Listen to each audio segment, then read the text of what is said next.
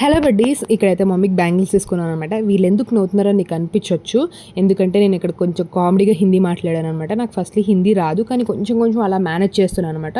అప్పుడు ఏమైందంటే బ్యాంగిల్స్కి మన ఫోన్పే చేయాలి కదా, 100 రూపీస్ అన్నారనమాట. సరే ఓకే అని బ్యాంగిల్స్ ఓకే అని తీసుకుంటుంటే ఫోన్పే స్కానర్ ఏదో భయ ఫోన్పే కరుంగి అన్నాను అనమాట. నేను కరుంగి ఏంటి మరి, అది బ్రహ్మానందం వెంకటేష్ ఉంటారు కదా, మేము అందరు నైజాంగి దేకుంగి అన్నట్టు మాట్లాడావు నువ్వు, ఆ హిందీ ఇన్స్టాగ్రామ్ రీల్స్ చూసి నేర్చుకున్నావా ఏంటని ఫుల్ కామెడీ చేశారనమాట. అప్పటికి ఇంకొక దగ్గర 250 రూపీస్ ఒక చైన్ అంటే 50 రూపీస్కి బార్గెన్ చేసి తీసుకున్నాను అనమాట. అప్పటికి వాళ్ళు నమ్మట్లేదు నన్ను.